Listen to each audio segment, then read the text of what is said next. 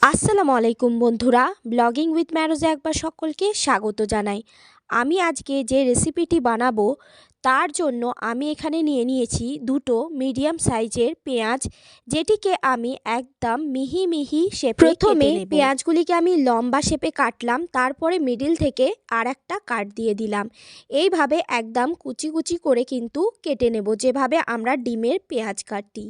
এবারে আমি এখানে নিয়েছি 4টে কাতলা মাছের দাগা, যেটা কি ভালো করে পরিষ্কার জল দিয়ে ধুয়ে নিয়েছি এবং নুন হলুদ দিয়ে ভালো আমি এখানে কাতলা মাছের দাগা নিয়েছি। তোমরা চাইলে রুই কিংবা অন্যান্য যে কোনো মাছেরই নিতে পারো, দাগা কিংবা পেটি দুটোর মধ্যে একটা নিতে পারো। এবারে মাছগুলিকে নুন আর হলুদ দিয়ে ভালো করে মাখিয়ে নেব। তোমরা চাইলে এখানে একটু লঙ্কা গুঁড়ো অ্যাড করতে পারো, আমি এখানে দিলাম না। মাছ কিন্তু আমি সাধারণত নুন আর হলুদ দিয়ে মাখিয়েই ভাজি, আমার যেন মনে হয় এভাবেই মাছ ভাজাটা ভালো হয়। মাছগুলোকে ভালো করে মাখিয়ে নিয়েছি। চলো এবার গ্যাসটাকে অন করা যাক। গ্যাস অন করে একটা ফ্রাইং প্যান বসিয়ে দিলাম। এবারে এর মধ্যে দিয়ে দেব সাদা তেল।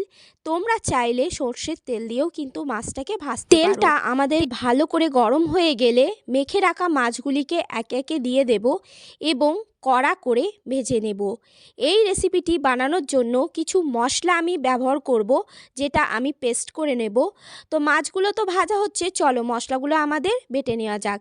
এখানে আমি একটা বাঞ্চ নিয়ে নিয়েছি ধনে পাতার। ভালো করে ধনে পাতাটিকে জল দিয়ে ধুয়ে জল ঝরিয়ে নিয়েছি এবং টুকরো টুকরো করে কেটে মিক্সিং জারের মধ্যে দিয়ে দেব। তোমরা চাইলে শিলের মধ্যেও বেটে নিতে পারো, কিন্তু আমাদের সুবিধার জন্য মিক্সি তো সবার ঘরেই থাকে, মিক্সিতে করে নেওয়াটাই ভালো হবে। এখানে দুটো কাঁচা লঙ্কা এবং আধখানা টমেটো দিয়ে দিলাম। তোমরা চাইলে আদা রসুন পেস্টটা এর মধ্যে একই সাথে করে নিতে পারো, আমার কাছে যেহেতু আছে তাই আমি সেটা দিলাম না। ঢাকনাটিকে বন্ধ করে ভালো করে একটি মিহি পেস্ট আমরা বানিয়ে নেব। দেখতেই পাচ্ছ কত সুন্দর মিহি পেস্টটা হয়েছে। এবারে মাছগুলিকে আমরা কিন্তু একেবারে লাল লাল কড়া রকমের ভেজে নেব, এতে করে আমাদের মাছের যে রান্নাটা হবে সেটা কিন্তু বেশ দুর্দান্ত স্বাদের হবে। শীতকাল, তাই শীতকাল শেষ হওয়ার আগে আমরা যদি ধনেপাতা দিয়ে এই মাছের রেসিপিটা করে নিই, জাস্ট জমে যাবে। আসলে কি বলো তো, ধনেপাতা শীতকালে অ্যাভেলেবেল পাওয়া যায় এবং সস্তাও হয়। আমাদের মধ্যবিত্ত পরিবারে যখনই যে জিনিসের দামটা সস্তা হয়, মনে হয় যেন সেই সবজির রেসিপিটা করে খাওয়া যায়। তো বাদ দাও, এখানে কিন্তু আমাদের মাছ ভাজাটা হয়ে গেছে, তুলে নিয়েছি। একই কড়াতে সামান্য তেল দিয়েছি, ফোড়নে গোটা জিরে, শুকনো লঙ্কা এবং দারচিনি দিয়ে দিলাম। ভালো করে লাল লাল করে ভাজার পরে কেটে রাখা পেঁয়াজগুলিকে দিয়ে দেবো। পেঁয়াজগুলিকে আমরা লাল লাল করে ভেজে নেব। তোমরা চাইলে এখানে পেঁয়াজ বাটাও ব্যবহার করতে পারো, আমি এখানে পেঁয়াজ বাটাটা দিলাম না।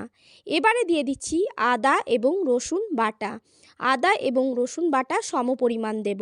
সাথে করে আমরা যে মশলাটা পেস্ট বানিয়েছিলাম ধনেপাতা কাঁচা লঙ্কার, এতক্ষণে তোমরা বুঝতে পেরেই গেছো যে আজকে আমি বানাচ্ছি ধনেপাতা দিয়ে ধনিয়া ফিশ। তো এখানে কিন্তু ধনেপাতা দেওয়ার পরে দিয়ে দিলাম মশলা কিছু, যেটা হচ্ছে হলুদের গুঁড়ো, কাশ্মীরি লঙ্কা গুঁড়ো, ধনে গুঁড়ো, জিরে গুঁড়ো। সমস্ত মশলার কোয়ান্টিটি হচ্ছে 1 চা চামচ করে, সাথে স্বাদ অনুযায়ী লবণ। ভালো করে এবারে আমরা মশলাটিকে কষিয়ে নেব। যতক্ষণ না পর্যন্ত মশলা থেকে তেল বেরোচ্ছে ততক্ষণ পর্যন্ত আমরা কিন্তু মশলাটিকে ভালো করে লো মিডিয়াম ফ্লেমে আস্তে আস্তে তোমরা দেখতে পাবে আমাদের ধনে পাতার কালারটা চেঞ্জ হতে শুরু হয়েছে, মানে একটু লালচে ভাব হয়েছে।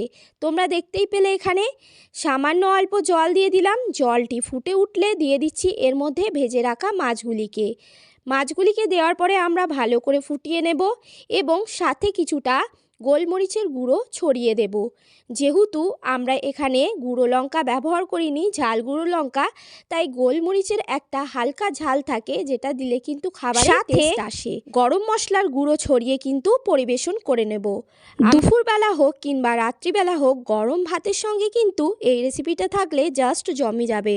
আমাদের বাঙালির ঘরে কিন্তু 1-2 দিন ছাড়াই মাছ না রান্না হলে চলে না।